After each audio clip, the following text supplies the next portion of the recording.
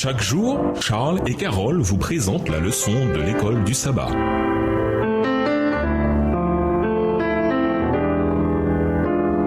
Bienvenue à votre émission. Dieu nous parle. Nous voilà la leçon de mardi, la bête qui monte de la terre. La première moitié d'Apocalypse 13 décrit la puissance catholique romaine active durant la période prophétique des 1260 jours années. Avec les événements de la Révolution française, ce système politico-religieux se voit infliger une blessure mortelle. Mais la blessure mortelle finit par être guérie et ce système revient à la vie. La deuxième moitié du chapitre décrit la manière dont la blessure mortelle de la bête sera guérie. Lisons Apocalypse 13, verset 11. Quelles sont les caractéristiques de la deuxième bête? À la lumière d'Apocalypse 12 et versets 14 à 16, que signifie le fait que cette bête monte de la terre? Apocalypse 13, verset 11. Puis je vis monter de la terre une autre bête qui avait 2 cornes semblables à celles d'un agneau et qui parlait comme un dragon. Apocalypse 12 et versets 14 à 16. Et les 2 ailes du grand aigle furent données à la femme, afin qu'elle s'envolât au désert, vers son lieu où elle est nourrie un temps des temps et la moitié d'un temps, loin de la face du serpent.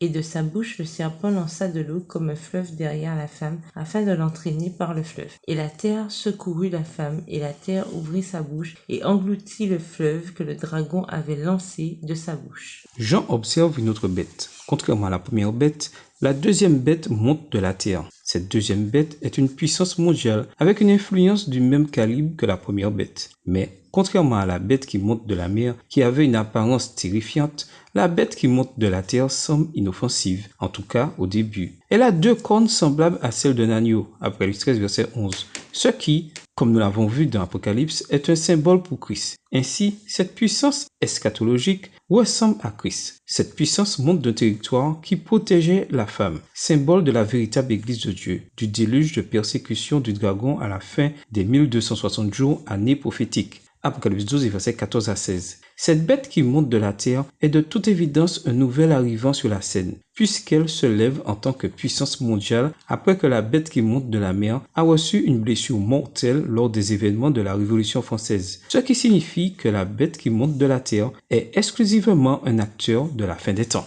Quelle est la nation du Nouveau Monde qui, en 1798, attirait l'attention du monde et présageait un avenir de force et de grandeur? L'application du symbole ne permet pas un instant d'hésitation. Une nation, une seule, remplit les conditions de cette prophétie. Les États-Unis d'Amérique. Extrait tiré du livre La tragédie des siècles, au chapitre 25 à la page 385, écrit par Ellen G. White. Apocalypse 13, verset 11 montre cependant que l'Amérique, en grande partie protestante, se mettra finalement à parler comme le dragon, comme le diable en personne, avec une influence semblable à l'Empire romain. Cette puissance eschatologique jouera un rôle clé pour faire que le monde adore la première bête qui a reçu la blessure mortelle. En d'autres termes, les États-Unis, qui à un moment donné avaient fourni protection et refuge à l'Église, joueront à un certain moment un rôle de persécution dans les événements des derniers jours. Quand on identifia pour la première fois la deuxième bête d'Apocalypse 13 comme étant les États-Unis, ce pays était bien loin d'avoir la puissance et l'influence qu'il a aujourd'hui. En quoi cette donnée contribue-t-elle à affirmer l'identification des États-Unis comme la puissance décrite dans cette prophétie? Et nous vous laissons avec la question du jour. Comment pouvons-nous enseigner le ministère du Saint-Esprit de façon plus concrète? Au revoir. Et à demain si Dieu veut. Dieu nous parle. Chaque jour, Charles et Carole vous présentent la leçon de l'école du sabbat.